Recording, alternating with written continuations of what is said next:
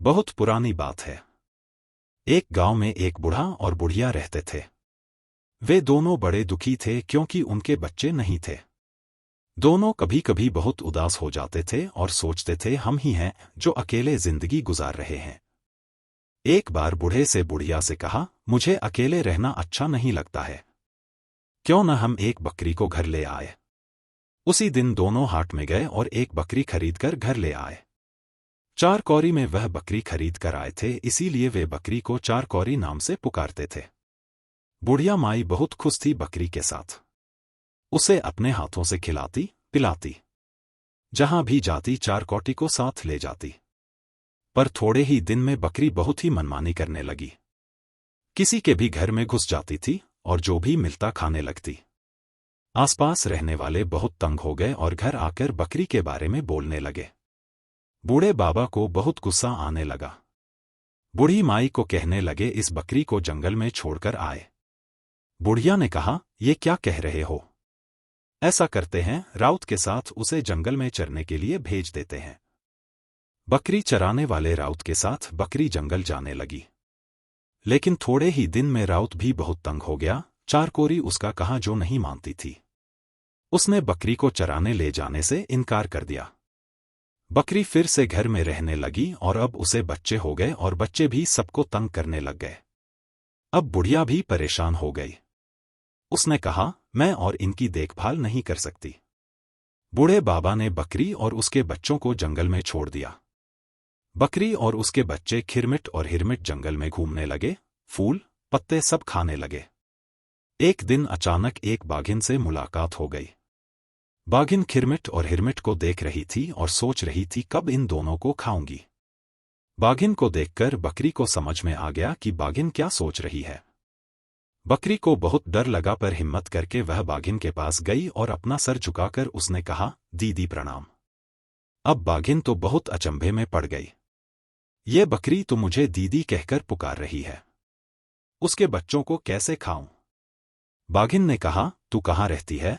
बकरी ने कहा, क्या कहूं दीदी, रहने के लिए कोई जगह ही नहीं है हमारे पास। बाघिन ने कहा, तो तेरे पास रहने के लिए कोई जगह ही नहीं है? ऐसा कर, मेरे साथ चल, मेरे पास 2 माँ है, एक में तू अपने बच्चों के साथ रह जा। बकरी बड़ी खुशी से बाघिन के पीछे पीछे चल दी। उसे पता था बाघिन दीदी संबोधन से बड़ी खुश हुई थी और अब वह उसके बच्चों को नहीं खाएगी। बाघिन के मांद के पास दूसरे मांद में अपने बच्चों के साथ बकरी खुशी से रहने लगी। बाघिन भी उसे तंग नहीं करती थी। लेकिन कुछ दिनों के बाद बाघिन को जब बच्चे हुए, बाघिन फिर से बकरी के बच्चों को खाने के लिए बेचैन हो गई। बच्चे पैदा होने के बाद वह शिकार करने के लिए नहीं जा पा रही थी। भूख भी उसे और ज्यादा लगने लगी थी। बकरी बाघिन के आंखों की ओर देखती और मन ही मन चिंतित हो उठती। वह बाघिन के पास जाकर दीदी दीदी कहती और बातें करती रहती ताकि उसकी आंखों के भाव बदल जाए। बाघिन उससे कहती, मेरे बच्चों का कोई नाम रख दो। बकरी ने ही कहा, एक का नाम एक कारा, दूसरे का नाम दुकारा। बाघिन के बच्चे एक कांटा और 2 कांटा और बकरी के बच्चे खिरमिट और हिरमिट। शाम होते ही बाघिन ने बकरी से कहा, तुम तीनों अगर हमारे संग सोते तो बड़ा अच्छा होता, या किसी एक को अगर भेज दो। अब बकरी बहुत परेशान हो गई। क्या कहूं बाघिन से? खिरमिट ने अपनी मां को चिंतित देखकर कहा, मां, तू चिंता मत कर, मैं जाऊंगा वहां सोने। बाघिन के मांद में जाकर खिरमिट ने कहा, मौसी मौसी, मैं आ गया। बाघिन बड़ी खुश हुई। उसने खिरमिट से कहा, तू उस किनारे सो जा। खिरमिट लेट गया, लेकिन डर के कारण उसे नींद नहीं आ रही थी। थोड़ी देर के बाद वह उठकर बाघिन के पास जाकर उसे देखने लगा। हाँ, बाघिन गाढ़ी नींद में सो रही थी। खिरमिट ने धीरे से एक कारा को उठाया और अपनी जगह उसे लिटाकर खुद उसकी जगह में लेट गया। जैसे ही आधी रात हुई, बाघिन की नींद खुल गई। वह मांद के किनारे धीरे धीरे पहुंची और आंखों तब भी नींद रहने के कारण ठीक से नहीं देख पा रही थी, पर उसने तुरंत उसे खाकर सो गई। जैसे ही सुबह हुई, खिरमिट ने कहा, मौसी, मैं अब जा रहा हूं। बाघिन चौंक गई, खिरमिट जिंदा है तो मैंने किसको खाया? वह तुरंत अपने बच्चों की ओर देखने लगी। कहाँ गया मेरा एक कांटा? बाघिन गुस्से से छटपटा रही थी। उसने कहा, आज रात को आ जाना सोने के लिए। उस रात को जब खिरमिट पहुंचा सोने के लिए, उसने देखा बाघिन अपनी पूंछ से 2 कांटा को अच्छे से लपेटकर लेटी थी। अब खिरमिट सोच में पड़ गया। बाघिन ने कहा, जा, उस किनारे जाकर सो जा। खिरमिट उस किनारे जाकर लेट गया, लेकिन उसे नींद नहीं आ रही थी। वह धीरे से मांद से बाहर आ गया और चारों ओर देखने लगा। उसे एक बड़ा सा खीरा दिख गया। उसने उस खीरे को उठाकर मांद के किनारे पर रख दिया और खुद अपनी माँ के पास चला आया। सुबह होते ही खिरमिट ने बाघिन के पास जाकर कहा, मौसी, अब मैं जा रहा हूं। बाघिन उसकी ओर देखती रह गई और फिर उसे डकार आया। यह तो खीरे का डकार आया, तो इस बार मैं खीरा खा गई। बाघिन बहुत गुस्से से खिरमिट की ओर देखने लगी। खिरमिट धीरे धीरे मांद से बाहर निकल आया और फिर तेजी से अपनी माँ के पास पहुंचा। दाई, दाई, अब बाघिन हमें नहीं छोड़ेगी, चलो जल्दी चोल, यहां से निकल पड़ते हैं। बकरी खिरमिट और हिरमिट को लेकर भागने लगी। भागते भागते बहुत दूर पहुंच गई। बकरी खिरमिट और हिरमिट को देखती और बहुत दुखी होती। ये नन्हे बच्चे कितने थक गए हैं। उसने बच्चों से कहा, थोड़ी देर हम तीनों पेड़े के नीचे आराम कर लेते हैं। पर खिरमिट ने कहा, माँ, बाघिन तो बहुत तेज दौड़ती है, वह तो अभी पहुंच जाएगी। हिरमिट ने कहा, क्यों न हम इस पेड़ पर चढ़ जाएं? बकरी ने कहा, हाँ, ये ठीक है, चल हम तीनों इस पेड़ पर चढ़ जाते हैं। बकरी और हिरमिट पेड़ पर चढ़ गए और आराम करने लगे। उधर बाघिन बकरियों के मांद में पहुंची। उसने इधर देखा, उधर देखा, कहाँ गई बकरियां? बाहर आई और उसके बाद बकरियों के पैरों के निशान देखकर समझ गई कि वे तीनों किस दिशा में गए। उसी को देखते हुए बाघिन चलती रही, फिर दौड़ती रही। उसे ज्यादा समय नहीं लगा उस पेड़ के पास पहुंचने में। पैरों के निशान पेड़ तक ही थे और बकरियों की गंध भी तेज हो गई थी। बाघिन ने ऊपर की ओर देखा। अच्छा, तो यहां बैठे हो सब। बाघिन ने कहा, अभी तुम तीनों को मैं खा जाऊंगी, अभी ऊपर आती हूं। खिरमिट और हिरमिट तो डर गए, डर के मां से लिपट गए। बकरी ने कहा, अरे डरते क्यों हो?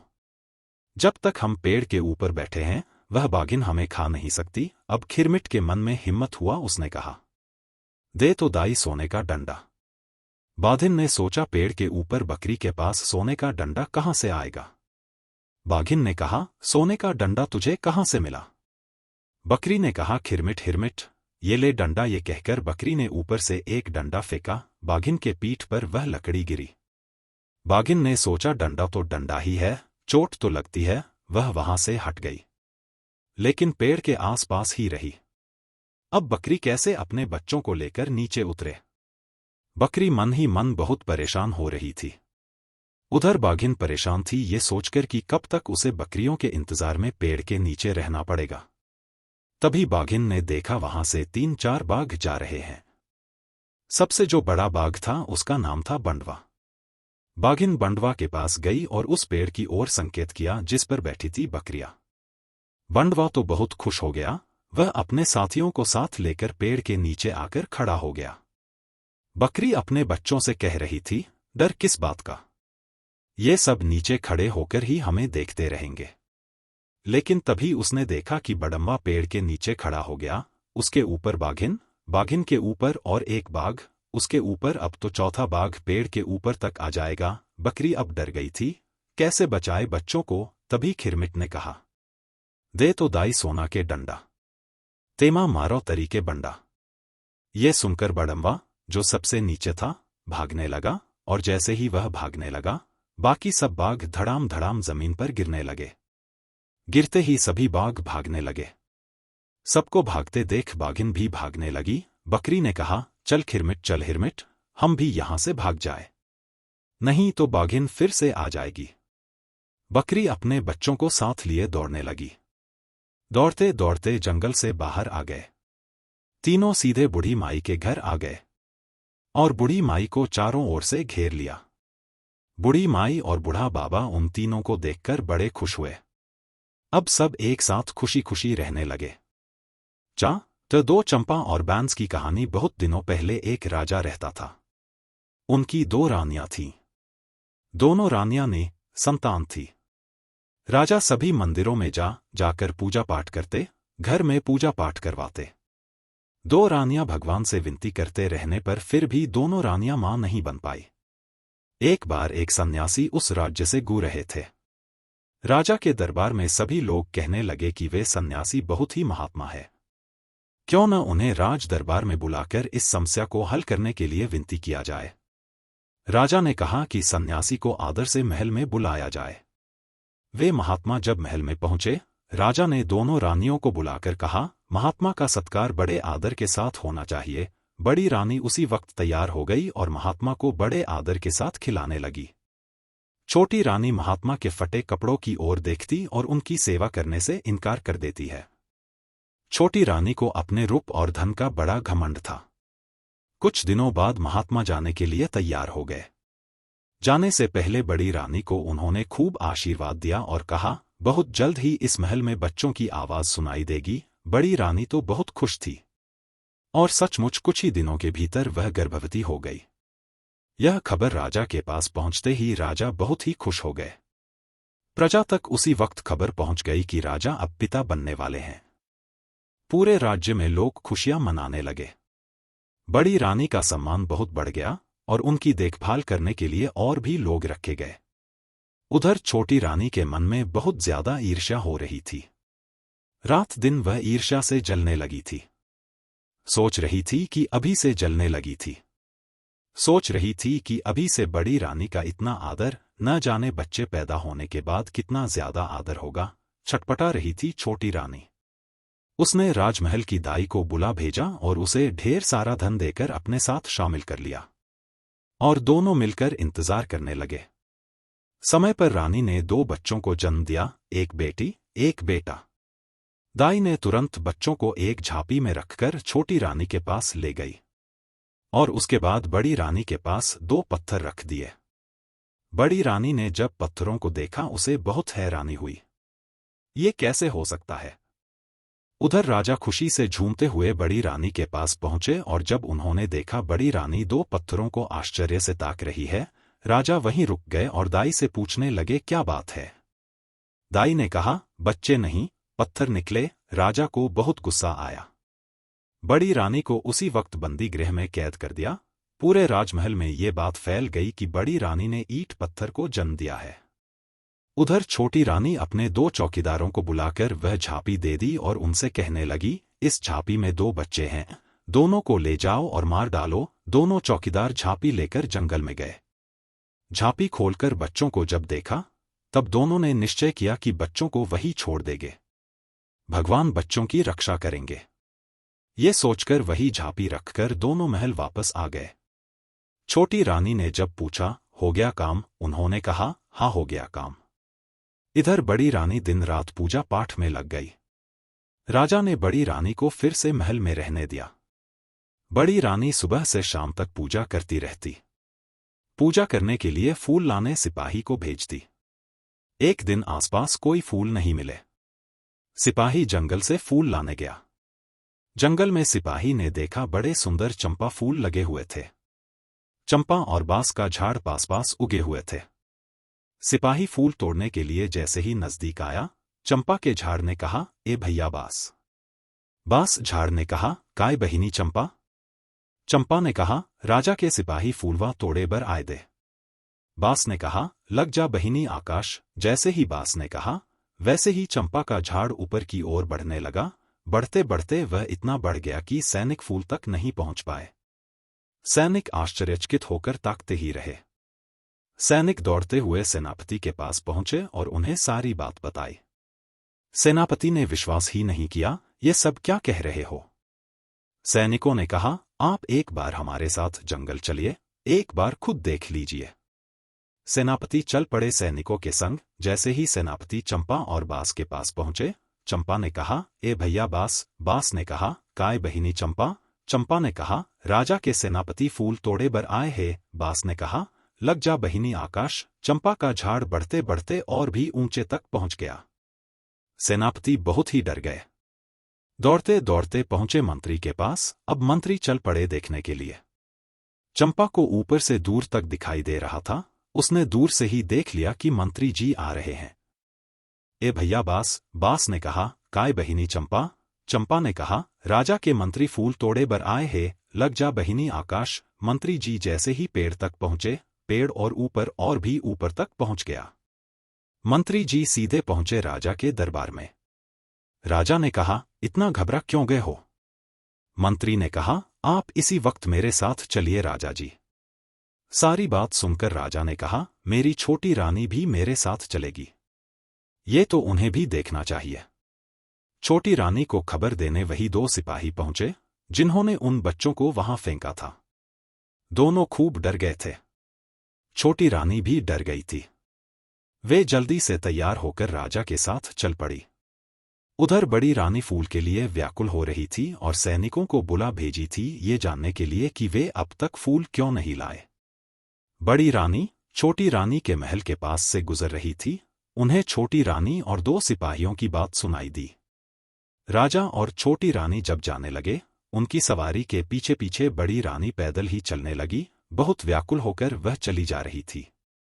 चंपा के झाड़ को ऊपर से सब कुछ दिखाई दे रहा था। जैसे ही वे सब पास पहुंचे, ए भैया बास ने कहा, काय बहिनी चंपा। चंपा ने कहा, छोटी रानी संग राजा फूल तोड़े बर आए हैं, लग जा बहिनी आकाश। चंपा का झाड़ और भी ऊंचा हो गया। राजा दोनों पेड़ों के पास पहुंचकर पूछने लगे, क्या बात है, तुम दोनों भाई बहन हो, कैसे चंपा और बास बन गए? उसी वक्त बड़ी रानी वहां तक पहुंची। चंपा ने जोर से कहा, ए भैया बास ने कहा, काय बहिनी चंपा। चंपा ने कहा, हमर महतारी दुखियारी बड़े रानी हा फुलवा तोड़े बर आव थे, परो बहिनी पाव। चंपा जमीन में झुक गई और बड़ी रानी के पैरों के पास झूमने लगी। साथ साथ बास का झाड़ भी झुककर बड़ी रानी के पैरों को छूने लगा। इसके बाद चंपा और बास ने राजा को सारी बात बताई।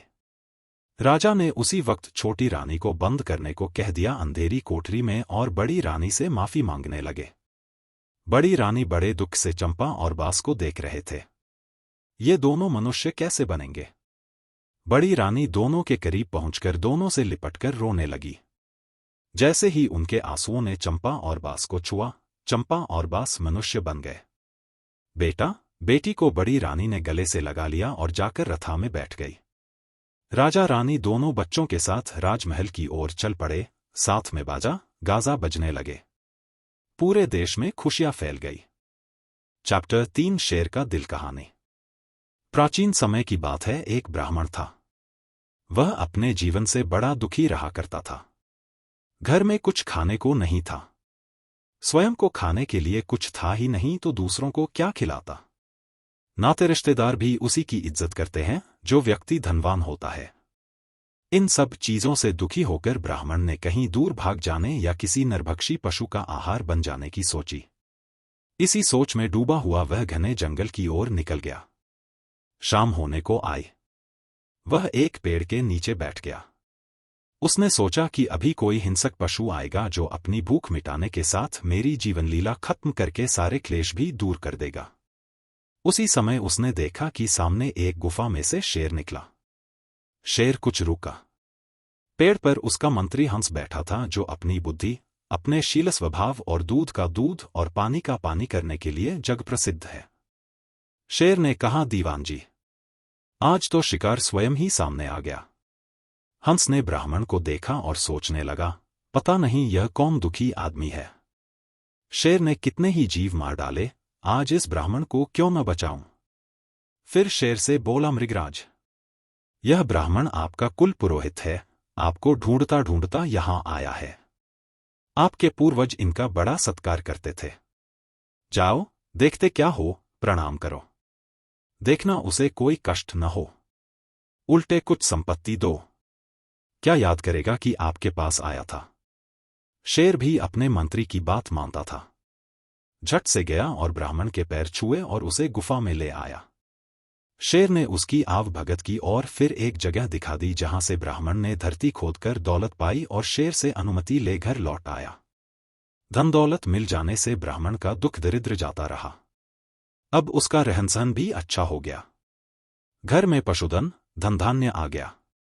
अब वह प्राय शेर के पास जाता और हर बार कुछ न कुछ ले आता। इस प्रकार वह काफी अमीर हो गया। एक दिन ब्राह्मण की स्त्री ने कहा, तुम रोज कहते हो कि हमारा नया यजमान बहुत अच्छा है, कभी उसे अपने घर तो बुलाते। इस महीने यजमान गुरु के घर का अन्न खाते हैं, तुम भी उसे निमंत्रण दो। बात ब्राह्मण को जंच गई और वह शेर के पास गया और उसे खाने का न्योता दिया। शेर ने कहा, रहने दो, हम हुए जंगली जानवर, रात अंधेरे में ही आ सकते हैं, तुम्हें बड़ी असुविधा होगी। पर ब्राह्मण ने आग्रह किया और शेर ने उसके घर जाना स्वीकार कर लिया। एक दिन ब्राह्मण शेर को अपने साथ ले आया। उसने अपने इस विचित्र यजमान की बड़ी कदर की, पर नई नई संपत्ति पाकर ब्राह्मण की स्त्री को बड़ा गर्व हो गया था। उसने बहुत से पकवान बनाए थे। जब उसने शेर को देखा तो पहले डरी, फिर कुछ घबराई और उसे कुछ सुझाई न दिया कि क्या करे। ब्राह्मण ने समझाया कि ये कुछ नहीं कहेगा, डरो मत, इसी की कृपा से हमारे दिन फिरे हैं। जब वे भाजन के लिए बैठे तो ब्राह्मणी ने अपनी नाक कपड़े से बंद कर ली। उसे शेर से बहुत दुर्गंध आ रही थी। जब खा चुके तो उसने कहा, अच्छा है तुम्हारा यजमान। मुंह से वह दुर्गंध आ रही थी कि मेरी नाक भी सड़ गई। शेर ने यह बात सुन ली और धीरे से जंगल को निकल गया। कुछ दिन बाद ब्राह्मण फिर शेर के पास गया तो देखा, शेर के तेवर बदले हुए थे। शेर ने कहा, पुरोहित जी, यह लो खड्ग और मारो मेरे सिर पर। ब्राह्मण ने कहा, क्या बात है महाराज, आज आप कैसी बातें कर रहे हैं। शेर बोला, नहीं, आज तुम्हें खड्ग का वार करना ही पड़ेगा। ब्राह्मण ने कहा, नहीं, यह काम मुझसे नहीं होगा। शेर गर्जा, देखता हूं तुम कैसे नहीं करोगे। ब्राह्मण डर गया और उसने खड्ग उठाया और धीरे से शेर के सिर पर लगा दिया। धार तेज थी, कुछ खून बह निकला। ब्राह्मण हैरान हुआ, अपने घर लौट आया। कई दिन बीत गए। ब्राह्मण डर के मारे उधर ना जाता। वह समझा कि शेर पागल हो गया है, पता नहीं अब उसका क्या हाल होगा, और अगर मैं गया भी तो ना मालूम इस बार क्या कहे। उधर शेर के मंत्री हंस को किसी शिकारी ने मार डाला। शेर ने कौए को नया मंत्री बनाया। कौए ने अपनी मति के अनुसार शेर को सलाह दी और अपने ढंग पर उसे चलाया। कई महीने बीत गए। ब्राह्मण को फिर धन की आवश्यकता हुई। उसने पुनः शेर के पास जाने की सोची और एक दिन वह जंगल की ओर गया। शेर की गुफा के बाहर पास के पेड़ पर कौआ बैठा था। उसने जोर से कांव करना शुरू किया और इस प्रकार शेर को सूचित किया कि शीघ्रता करो, शिकार फंसा है। शेर ने बाहर आकर देखा, उसका अपना पुरोहित है। उसे हंसी आ गई। ऐसे ही एक दिन हंस ने भी उसके आने की सूचना दी थी। ब्राह्मण को शेर के पास बिना संकोच बैठे और बातें करते देख कौए को बड़ा आश्चर्य हुआ, वह तो उसके मारे जाने की ताक में था। शेर ने ताड़ लिया और ब्राह्मण से कहा, देखो भला, मेरे सिर पर जो तुमने प्रहार किया था उसका क्या हाल है। ब्राह्मण ने देखा और कहा, महाराज, वह तो अब पूरी तरह भर गया है, अब ठीक है। शेर ने कहा, खड्ग का घाव ठीक हो गया, परंतु जो कुछ तुम्हारी पत्नी ने मेरा अपमान किया था उसका जख्म अभी भी हरा है, वह नहीं भरा। ब्राह्मण के तो जैसे पांव के नीचे की मिट्टी निकल गई, वह चुप हो गया। शेर ने कहा, डरो नहीं, असल में यह है, हंसा थे सो चल बसे, काग बने दीवान। जाओ ब्राह्मण घर अपने, शेर किसका यजमान। पता नहीं यह कौआ क्या पाप करा दे, अब तुम यहां मत आना। ब्राह्मण ने सोचा, जान बची लाखों पाए। फिर उसे आवश्यकता हुई तो भी उसने मुंह उधर न किया। चैप्टर 4 बुरी नियत का फल। कहानी। एक बार की बात है, एक बूढ़ा था। उसे कब्र में से पैसे और कफन निकालने का मंत्र आता था। एक बार वह किसी काम से दूसरे शहर गया। वह रात को एक सराय में रुका। वहां पर और भी लोग रात गुजारने के लिए रुके हुए थे। बातों ही बातों में उस बूढ़े की एक और आदमी से दोस्ती हो गई। वह दूसरा आदमी भी बड़ा गुणवान था। वह तांबे से सोना बनाने का हुनर जानता था।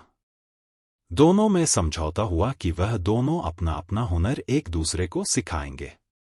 दूसरे दिन उस आदमी ने बूढ़े को तांबे से सोना बनाने की कला सिखाई। बूढ़ा भी बहुत अच्छे ढंग से वह कला सीख गया। फिर उस आदमी ने बूढ़े से कहा कि अब आप अपना हुनर मुझे सिखाओ। बूढ़ा तो सिखाने को तैयार था। परंतु उस शहर का कोई अमीर आदमी मरे तो ही वह अपनी कला उस आदमी को सिखा सकता था। बहुत दिनों के बाद एक अमीर आदमी मरा। वे दोनों बहुत खुश हुए। बूढ़े ने बाजार से थोड़ा सा मांस खरीदा और उसके 3 टुकड़े किए। शाम को वे दोनों कब्र के पास गए। बूढ़े ने मंत्र पढ़ा। मांस का एक टुकड़ा जमीन पर रखा और उसने मंत्र जोर जोर से पढ़ा ताकि वह आदमी भी सुन सके और याद कर सके। फिर बूढ़े ने दूसरा मंत्र पढ़ा और मांस का दूसरा टुकड़ा कब्र के पास रखा। कब्र में से मुर्दा निकलकर खड़ा हो गया। मुर्दे ने अपने हाथों में से वे पैसे जो लोगों ने उसे दफनाते समय कब्र में रखे थे और अपना सारा कफन उस बूढ़े की ओर फेंक दिए। सारा सामान समेटकर बूढ़े ने तीसरा मंत्र पढ़ा और मांस का एक और टुकड़ा कब्र के पास रखा। मुर्दा फिर कब्र में लेट गया और कब्र बंद हो गई। दोनों साथी वापस सराय में लौट आए। सुबह उठकर दोनों अपने अपने रास्ते पर चल पड़े। घर पहुंचकर उस आदमी ने सोचा कि काश कोई अमीर आदमी मरे और मैं स्वयं भी उसकी कब्र से पैसे और कफन निकालने के हुनर को आजमा कर देखूं। काफी समय बीत जाने के उपरांत उनके शहर में एक सेठ मर गया। सेठ बहुत अमीर था। उस आदमी ने विचार किया कि अब अपनी कला को आजमाना चाहिए। वह मन ही मन बहुत प्रसन्न हुआ। उसने भी 3 टुकड़े मांस के लिए और कब्रिस्तान पहुंच गया। कब्र के पास उसने पहला मंत्र पढ़ा और मांस का एक टुकड़ा कब्र के पास रखा। दूसरा मंत्र पढ़ा और मांस का दूसरा टुकड़ा कब्र के पास रखा। देखते ही देखते कब्र में से मुर्दा निकलकर खड़ा हो गया। उसने अपने कफन और पैसे उस आदमी की ओर फेंक दिए। अब वह आदमी तीसरा मंत्र पढ़ने लगा, पर यह क्या, वह मंत्र बीच में ही भूल गया। उसने अपने दिमाग पर बहुत जोर डाला, परंतु उसे मंत्र याद नहीं आया। वह बहुत डर गया। भयभीत होकर वहां से भागने लगा। परंतु यह क्या, वह मुर्दा भी उसके पीछे पीछे आने लगा। उस आदमी ने घबराहट में कफन और वह पैसे उस मुर्दे की ओर फेंक दिए, परंतु उस मुर्दे ने दोबारा वह पैसे और कफन उस आदमी की ओर फेंक दिए। ऐसा कई बार हुआ। छुपते छुपते वह आदमी किसी तरह अपने घर पहुंचा। उसे बहुत भूख लगी हुई थी। उसने घर पहुंचकर अपनी पत्नी से खाना मांगा। हड़बड़ाहट में जल्दी जल्दी खाना खाकर हाथ धोने और कुल्ला करने बाहर निकला तो क्या देखता है, वह मुर्दा चलते चलते उसके घर आ गया है।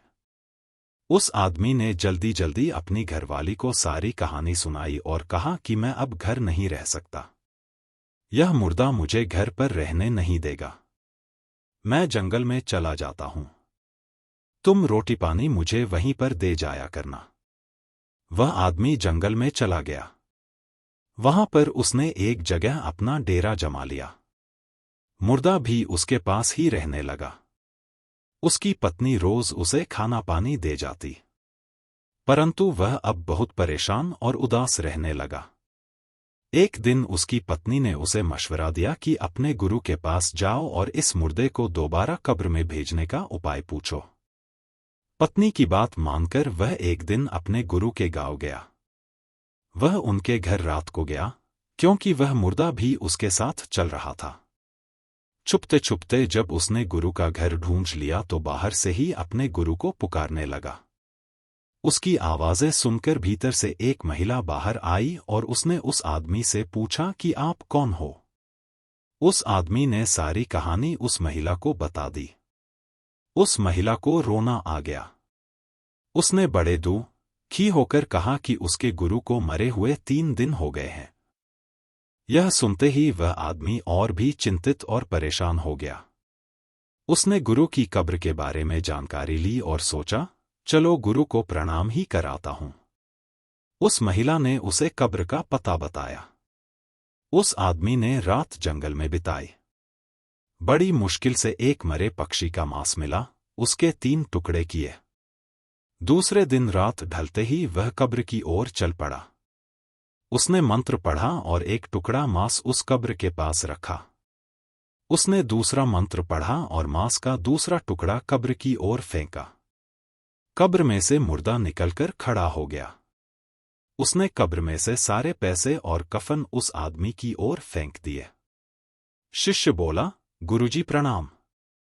आप मेरे गुरु हो। मुझे आपके पैसे और कफन नहीं चाहिए। मुझे आपका आशीर्वाद चाहिए। उसने गुरु को नमस्कार करते हुए वह पैसे और कफन गुरु की ओर फेंके, साथ ही कहा कि गुरुजी मुर्दे को दोबारा कब्र में भेजने वाला तीसरा मंत्र मैं भूल गया हूं। कृपा करके मुझे सिखाओ। गुरु का मुर्दा कुछ न बोला। उसने पैसे और कफन दोबारा उस आदमी की ओर फेंक दिए और चुपचाप कब्र के पास खड़ा रहा। अब कभी वह आदमी पैसे और कफन मुर्दे की ओर फेंके और कभी मुर्दा उस आदमी की तरफ। अब शिष्य और भी घबरा गया। वह डर के मारे अपने घर की ओर चल पड़ा। जब उसने पीछे मुड़कर देखा तो एक के बजाय दो मुर्दे उसके पीछे चल रहे थे। शिष्य फिर पीछे मुड़ा और दोनों हाथ जोड़कर विनती करते हुए कहने लगा, हे गुरु महाराज, मुझ पर कृपा करो, दया करो। मुझे तीसरा मंत्र भूल गया है। मुर्दे को वापस कब्र में कैसे भेजा जाए? कृपा करके मुझे तीसरा मंत्र बताओ। परंतु गुरु का मुर्दा मुंह से कुछ भी नहीं बोला और अपने शिष्य के पीछे पीछे चल पड़ा। अब चेला बहुत ज्यादा डर गया। वह यह सोचकर घबरा गया कि पहले तो एक मुर्दा था, अब दो हो गए हैं। रातों रात वह जंगल में उस जगह पहुंचा जहां वह रहता था। वह वहां जाकर सिर पर हाथ रखकर बैठ गया। वह डर के मारे कांप रहा था। इसी तरह डर से उसकी मृत्यु हो गई। अगली सुबह जब उसकी पत्नी उसे खाना देने आई तो वहां पर तीन मुर्दे देखकर घबरा गई। वह रोने चिल्लाने लगी। परंतु अब क्या हो सकता था? वह उसे घर भी नहीं ला सकती थी, क्योंकि बाकी के दो मुर्दे भी घर आ जाते। उसने जंगल में ही एक बहुत बड़ी कब्र बनाई और उन तीनों को उस एक ही कब्र में दफना दिया। इस प्रकार उसने चैन की सांस ली। चैप्टर 5 चार हंस की कहानी। एक बार की बात है। एक राजा था। वह बहुत निर्दयी था। वह लोगों को बहुत सताता था। लोग उससे बहुत दुखी थे। उसके मन में जो आता वह करता था। अपने वहम और मनमर्जी से उसने कई घर उजाड़ दिए थे। अगर उसे वहम हो जाता कि यह आदमी ठीक नहीं है, वह या तो उसके हाथ पांव कटवा देता या उसे सूली पर चढ़ा देता। उसने इस प्रकार वहम में पड़कर किसी को फांसी पर लटका दिया, किसी को सूली पर चढ़ा दिया, किसी के हाथ पांव कटवा दिए, किसी को उम्र कैद की सजा दे दी, किसी को देश निकाला दे दिया और किसी किसी का तो सारा परिवार ही कोल्हू में पिलवा दिया। सारी प्रजा डरी सहमी हुई थी। परमात्मा की इच्छा। एक दिन राजा सुबह सुबह उठा और अपने बगीचे में टहलने के लिए चला गया। बगीचा महल के पास ही था। उसने देखा, पश्चिम की ओर से चार हंस आए और आकर उसके महल के ऊपर बैठ गए। राजा का मन हुआ कि इन्हें करीब से देखा जाए। वह महल के करीब आ खड़ा हुआ और उन हंसों को देखने लगा। इतने में राजा क्या देखता है कि उन हंसों में से एक आदमी की आवाज में बोला, यहां पर है परंतु वहां पर नहीं। दूसरा कहने लगा, वहां है परंतु यहां नहीं। तीसरा बोला पड़ा, यहां भी नहीं और वहां भी नहीं। और फिर अंत में चौथा बोला, यहां भी है और वहां भी है। राजा उनकी बातें सुनकर बहुत परेशान हो गया। इतनी बातें करके हंस भी उड़ गए। राजा अपने महल में आया, परंतु उसे चैन नहीं आ रहा था। उसे हंसों की बातें परेशान कर रही थी। उसने तुरंत अपने वजीर को बुलावा भेजा। वजीर दौड़ता हुआ आया और आते ही कहने लगा, बताइए महाराज, मेरे लिए क्या आदेश है? राजा बहुत परेशान था।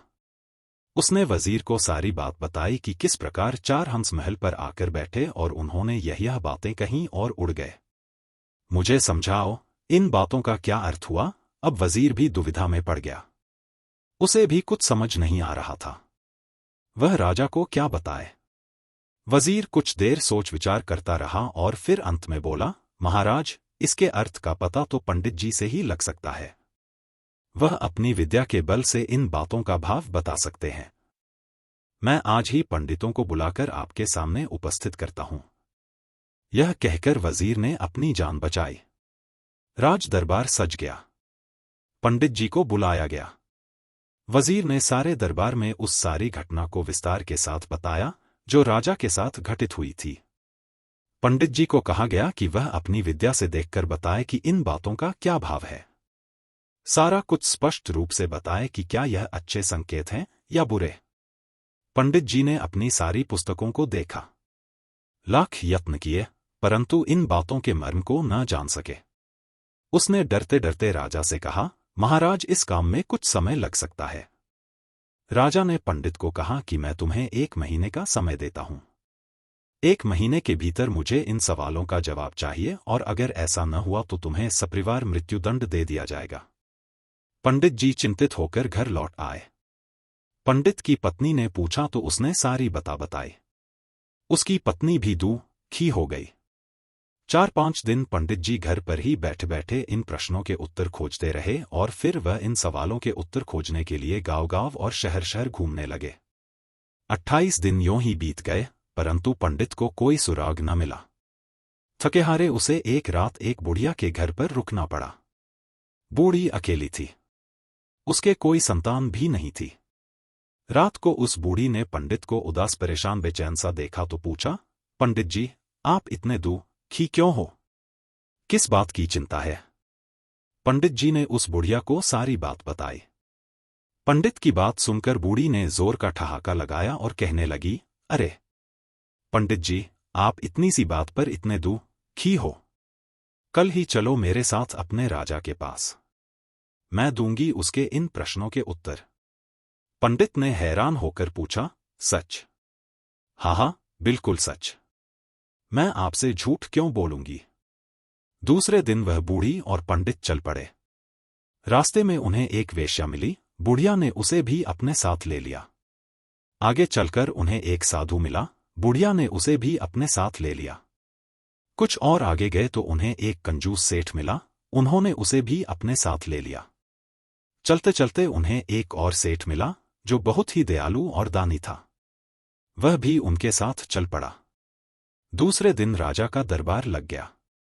भीड़ इतनी ज्यादा थी कि लगता था जैसे सारी प्रजा दरबार में आ गई हो।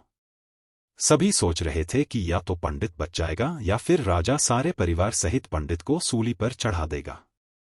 राजा दरबार में आ पहुंचा। सभी ने उसका स्वागत किया। राजा अपने सिंहासन पर बैठ गया तो वजीर को हुक्म दिया कि पंडित को पेश किया जाए। पंडित जी उनके साथ वह बुढ़िया, वेश्या, साधु, कंजूस सेठ और दयालु सेठ राजा के समक्ष प्रस्तुत हुए। राजा ने पंडित से पूछा, मेरे चारों सवालों के उत्तर ले आए हो? पंडित ने हाँ में सिर हिलाया और कहा, आपके सवालों का जवाब यह बूढ़ी माँ देगी। राजा ने पूछा, बताओ इसका क्या अर्थ है? यहां है परंतु वहां नहीं। बूढ़ी ने साथ आई वेश्या की ओर संकेत किया और कहा, इसका उत्तर यह वेश्या है। यह बुरे गंदे काम करके धन इकट्ठा कर रही है। इसे अगले जन्म में बुरे कर्मों का फल मिलेगा। इसीलिए यह यहां पर तो है परंतु वहां नहीं। राजा ने दूसरा सवाल किया, वहां है परंतु यहां नहीं। बूढ़ी ने साधु को उठाया और कहा, महाराज, इसका उत्तर यह साधु है। इस जन्म में इसे कोई सुख सुविधा नहीं है।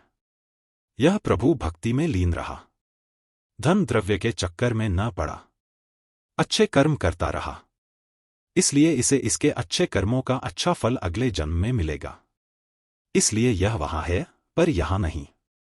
राजा ने तीसरा प्रश्न किया, अच्छा तो अब यह बताओ, यहां भी नहीं और वहां भी नहीं। उस बुढ़िया ने कंजूस सेठ को खड़ा किया और कहा, महाराज, इसका उत्तर यह सेठ है। यह न तो स्वयं खाते हैं और न ही दान आदि करते हैं। इनके पास धन बहुत है, यह उसका उपयोग नहीं करते, बस उसे बचाने और बढ़ाने की ही इन्हें चिंता बनी रहती है। इसलिए न यहां है और न वहां है।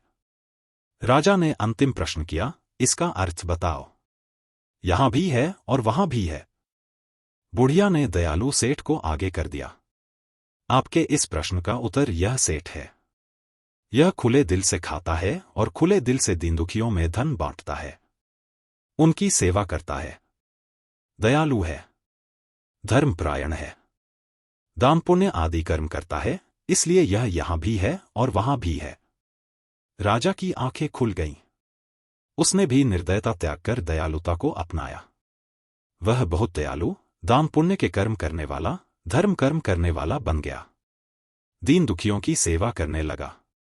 उसकी सारी प्रजा सुखी और प्रसन्न हो गई।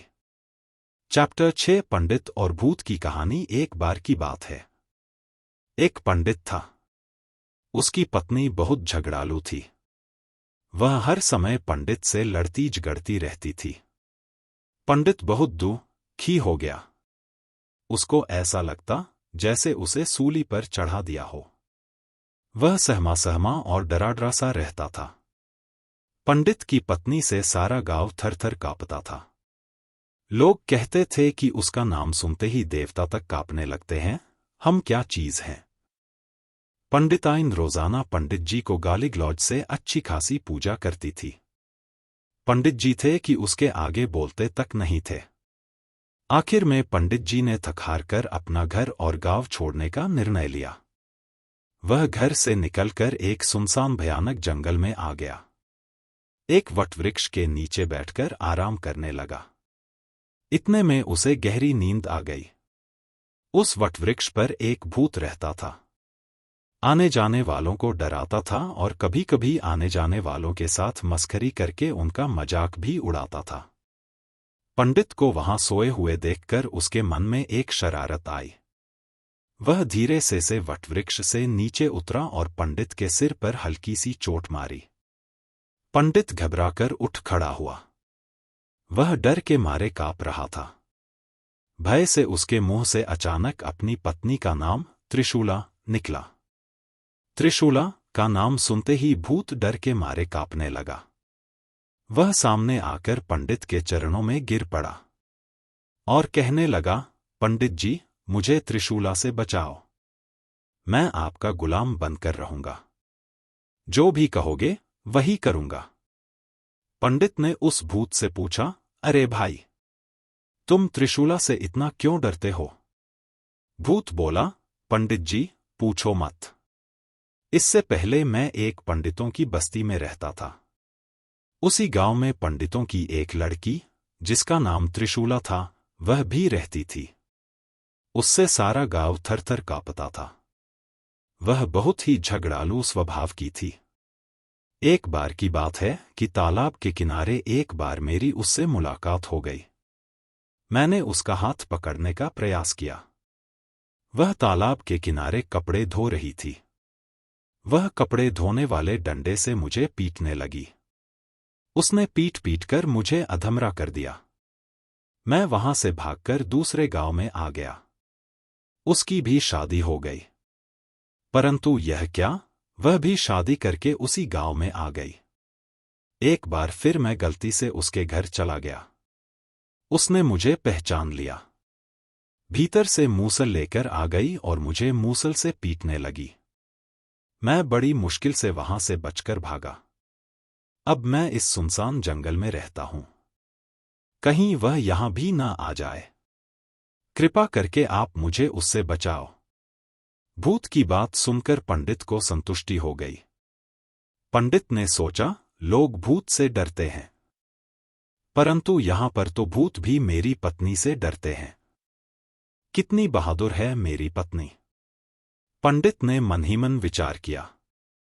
भूत ने पंडित को बताया कि इस पेड़ के नीचे खजाना है। आप यह खजाना ले जाओ, परंतु त्रिशूला को मेरा पता मत बताना। पंडित ने धन निकाला, गठरी बांधकर सिर पर रखी और घर लौट आए। यह देखकर पंडिताइन बहुत खुश हो गई। वे दोनों खुशी खुशी रहने लगे। अब पंडिताइन ने भी पंडित को डांटना और उसके साथ झगड़ना छोड़ दिया था। चैप्टर 7 खरगोश का कष्ट कहानी। एक बार एक जंगल के खरगोशों ने एक बड़ी सभा बुलाई।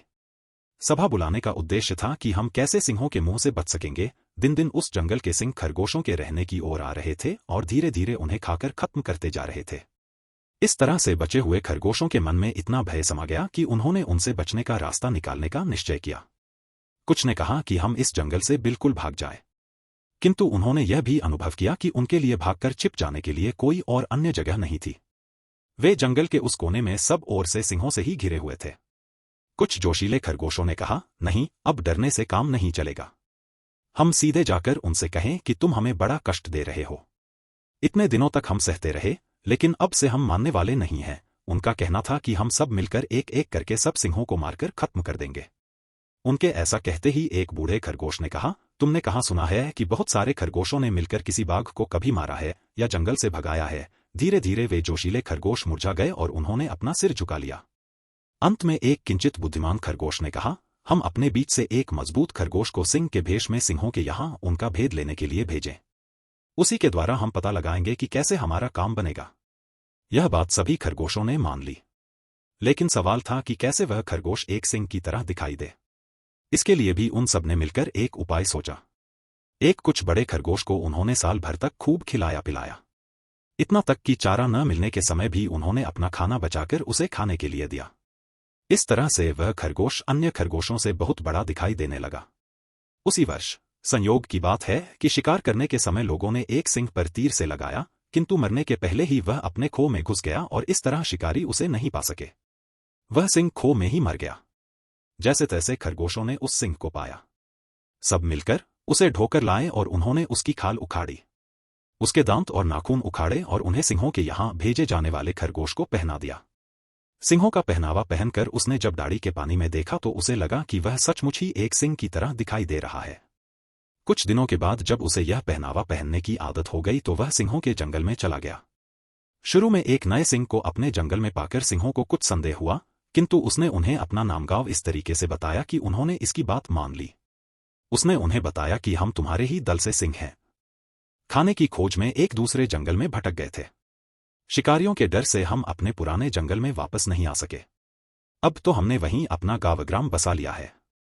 उसने उन्हें बताया कि मैं अपने बिछुड़े भाइयों के साथ मिलने के तौर पर ही आप लोगों के पास आया हूं। खरगोश की यह मीठी बात सुनकर सिंह भ्रातृप्रेम से द्रवित हो गए। वह जहां भी गया बड़ा सम्मानित हुआ।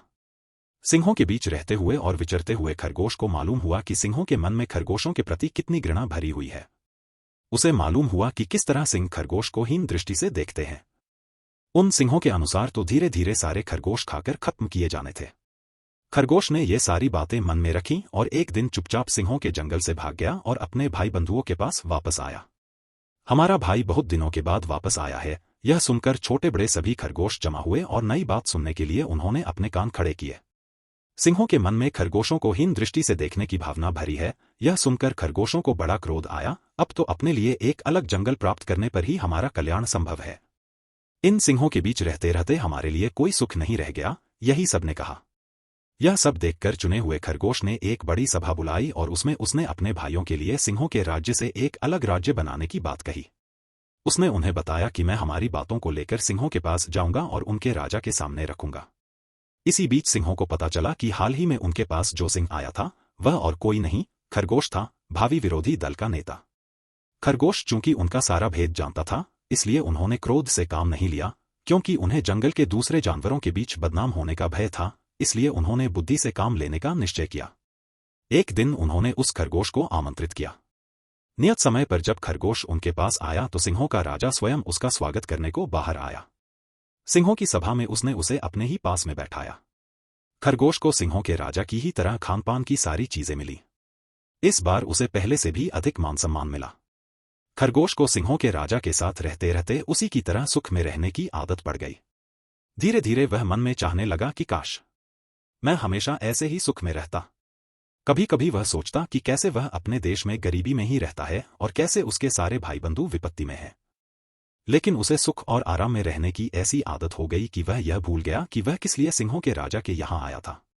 जब सिंहों के राजा को इन बातों का भान हो गया तो उसने खरगोश से पूछा, कहिए, कैसे इतनी दूर से आना हुआ? संकोच के साथ खरगोश ने अपनी बात की। हाँ, एक तो यह कि मैं पिछली बार आप ही की तरह बनकर आपका भेद लेने के लिए आया था। एक प्रकार से तो मैंने यह ठीक नहीं किया, मैं उसके लिए क्षमा प्रार्थी हूं, परंतु एक प्रकार से मुझे इसमें कुछ भी दोष नहीं लगना चाहिए, क्योंकि हम खरगोश सचमुच ही आपके राज्य में बड़ी विपत्ति में हैं। हम जिधर रहते हैं उधर धीरे धीरे अनेक प्रकार के जंगली जानवर घुसते जा रहे हैं और उनमें से अधिकांश तो हमें खा ही जाना चाहते हैं। हम धीरे धीरे बिल्कुल ही समाप्त होते जा रहे हैं और जो भी बचे हैं वे दिन रात भय में ही रहते हैं। सिंहों का राजा पहले ही से जानता था कि खरगोश यही सब बातें करेगा। उसने यह भी सोच रखा था कि उसे किस तरह का जवाब देना चाहिए। हाँ, आप लोग हमारे राज्य में कुछ कठिनाई में तो हैं, किंतु यह भी है कि आप लोग राज्य चलाने के काम में कभी पड़े नहीं हैं, इसलिए आपको अलग से जंगल पाने के पहले आपको राज्य कैसे चलाना चाहिए, इन सब बातों को सीखने की जरूरत है। अब से, जैसा कि आपने कहा, हम आपके बीच से बहुत से खरगोशों को राज चलाने के काम में लगाएंगे। सिंहों का राजा आगे और भी कहता जाता, लेकिन खरगोश ने बीच में ही बात काटी। जरा रुकिए, एक बात, यह ठीक है कि हमने कोई बड़ा राज चलाने का काम नहीं किया है, लेकिन इतना तो हम जानते ही हैं कि कैसे हमारे घरद्वार और गांव-ग्राम का कल्याण होगा। राज्य मिलने पर तो उसे भी हम उसी तरह चलाएंगे। इसलिए तुम राज्य नहीं चला सकोगे, यह कहकर आप ठीक नहीं कर रहे हैं। सिंहों के राजा को यह मालूम हुआ कि खरगोश यूं सीधे रास्ते पर नहीं आएगा। उसने उसे कुछ धमकी देने की तरह कहा, मैं तो यही सोच रहा हूं कि आप जैसों का काम कैसे आसान हो। आपका यह सोचना ठीक ही है कि आपके जात भाई कैसे सुखी हों, लेकिन आप अकेले कब तक दौड़ते फिरिएगा। आपकी उम्र भी बीत चली और आपके बाल बच्चे भी बहुत हैं। उनके भावी जीवन के बारे में भी आपको सोचना चाहिए। अगर आप मेरे कथनानुसार चलें तो आपको अलग से राज्य लेने की भी आवश्यकता नहीं होगी और आप स्वयं भी सुख से रह सकेंगे। मैं आज ही अपने लोगों को हुक्म दूंगा कि आपकी संतान को युगों तक किसी प्रकार की तकलीफ न हो। आप भी जब तक जीवित हैं, मेरी ही तरह सुख और सम्मान से रहें। खरगोश के नेता को पहले ही सिंहों की तरह रहने की आदत कुछ लग चुकी थी। जिंदगी भर बिना काम किए राजाओं की तरह सुख पाने का रास्ता देखकर वह अपने भाई बंधुओं को भूल गया और उसने सिंह को अपनी सहमति दे दी। कुछ तो उसने डर के मारे भी हाँ कहा, क्योंकि सिंहों के राजा के साथ बात करते हुए उसने एक बार पीछे देखा था तो पाया कि गेट पर 2 डरावने सिंह दरवाजा रोके हुए हैं। सिंहों के राजा के साथ बात खत्म होने के बाद खरगोश राजा की ओर से ही गई बहुत सारी भेंट की वस्तुएं लिए हुए अपने जंगल में वापस आया। हमारे नेताजी वापस आए हैं, यह सोचकर उसके भाई बंधु बहुत प्रसन्न हुए। तुरंत उसे घेर लिया। सभी खुश हैं कि वे हमारे लिए एक नया देश खोज लाए हैं। जब उसके सारे भाई बंधु आ गए तो खरगोशों का नेता एक टीले पर खड़ा हो गया और सबको जोहार करके कहने लगा, भाइयों, आज मैं आप लोगों के सामने एक नई बात कहने जा रहा हूं। बात तो यही है कि आज तक हम सिंहों से अलग रहकर ही अपने लिए एक राज्य की मांग करते रहे हैं। इससे लगता है कि हम उनके विरुद्ध लड़ाई लड़ रहे हैं। चूंकि वे हमसे बहुत अधिक शक्तिशाली हैं, इसलिए इस रास्ते को अपनाकर हम अपना राज्य नहीं पा सकेंगे। इसलिए मेरा विचार है कि अब हमें उनसे मिलकर ही अलग राज्य लेने की कोशिश करनी चाहिए। यही सब विचार करके मैंने इस बार सिंहों के राजा को कह दिया है कि हम आप ही के साथ हैं। खरगोशों का नेता ऐसा ही कहता गया। खरगोश जनता उनकी अधिकांश बातें समझ नहीं पाई, क्योंकि सिंहों के साथ रहते रहते उसकी भाषा बिल्कुल बदल गई थी।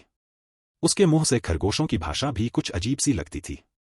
खरगोश जनता यह देखकर बड़े आश्चर्य में पड़ी कि उनके साथ मन प्राण से बंधा हुआ उनका अपना आदमी कैसे इतना बदल गया। वह कह रहा था कि खरगोशों की तरह रहना छोड़कर सिंहों की तरह रहने की आदत डालें। अपने नेता की ये बातें सुनकर सारे खरगोश अपने अपने घरों को निराश वापस चले गए।